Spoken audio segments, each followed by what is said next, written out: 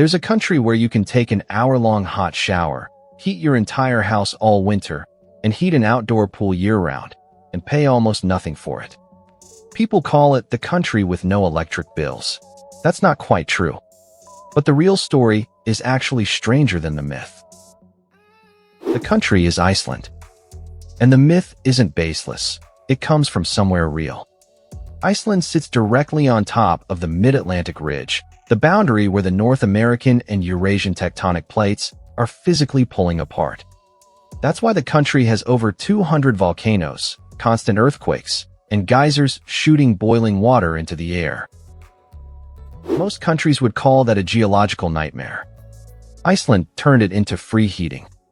Here's how. Rainwater seeps deep underground, gets superheated by magma sitting just below the surface, and collects in natural reservoirs, sometimes hotter than 300 degrees Fahrenheit. Icelanders don't need to build a power plant to create that heat. The Earth already did it for them. All they have to do is drill down and pipe it up. And they've been doing exactly that for over a century. Icelanders were bathing in natural hot springs as far back as the Viking Age. But the real turning point came in the 1970s. Until then, most Icelandic homes ran on imported oil for heat, which meant a tiny island nation in the middle of the North Atlantic was completely dependent on foreign fuel shipments. Then the 1973 oil crisis hit, prices spiked overnight, and Iceland's government made a decision that changed the entire country: go all in on the heat sitting right under their feet. They built pipelines. They drilled wells. City by city, they replaced oil furnaces with geothermal district heating systems, massive networks of pipes carrying hot water from geothermal fields straight into people's homes.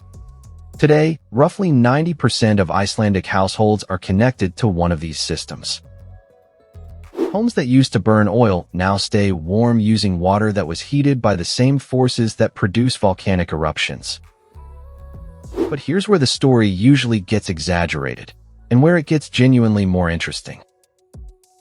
People love to say Iceland runs entirely on volcanic power. It doesn't. When it comes to electricity specifically, geothermal only provides around a quarter of what the country generates. The majority, close to 3/4, actually comes from hydropower, Iceland's rivers and waterfalls, fed by melting glaciers, spinning turbines in massive dams. Combine the two, and Iceland gets almost 100% of its electricity from renewable sources. But it's a hydro and volcano combination, not a volcano-only story. And no electric bills isn't accurate either. Icelanders absolutely get electricity bills every month, just like almost everywhere else. What's different is the number on that bill. Because the fuel, the heat, the water pressure, is essentially free and sitting right under the ground, Icelanders pay some of the lowest energy prices in the developed world. Heating costs that would be 5 times higher if the country still ran on imported oil. Charging an electric car in Iceland costs roughly 1/3 of what it costs to fill a gas tank. It's not that the bill disappears. It's that the bill is almost embarrassingly small.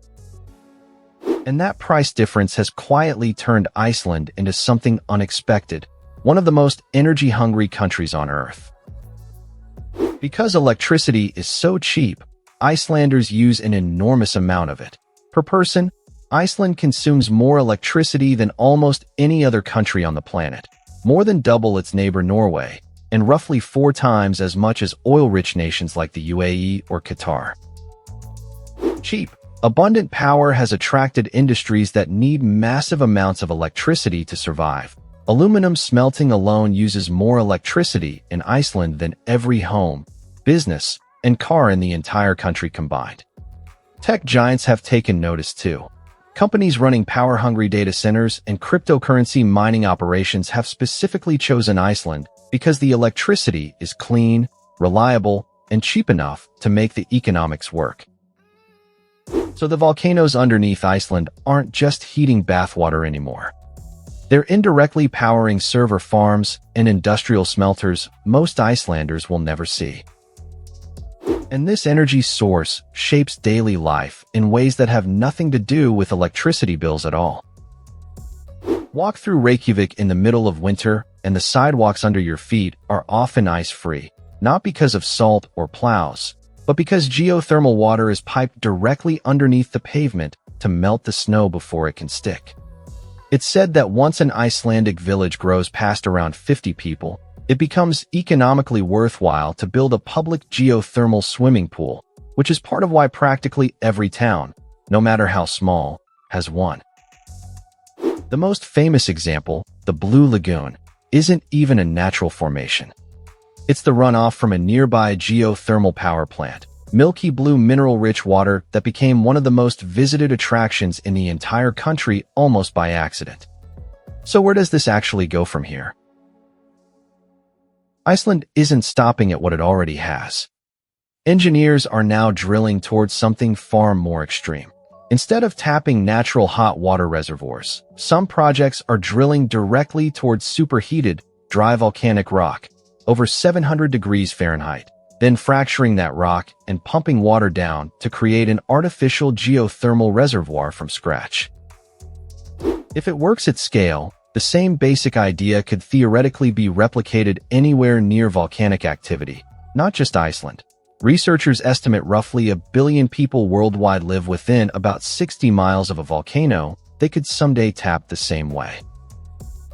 So no, Iceland doesn't run entirely on volcanic power, and no, nobody there gets to skip their electric bill.